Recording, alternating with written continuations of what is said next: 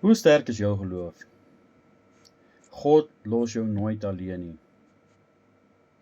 Ek is tot alle dinge in staat, deur Christus Jesus wat my krag gee. Vir die van julle wat my nie ken nie, my naam is Morney. Ek is 51 jaar oud. Ek veg al 18 jaar kanker. En die Here het my nog nie een dag alleen gelos nie. Dis waarom ek hier is vandag. Om ander, ja julle daar buite, te kan help om aan julle lewens te bou en julle drome te laat waar word. Stuur vir my die woordjie bou onder in die comments, of na my WhatsApp nommer toe op die skerm hieronder, of bel my.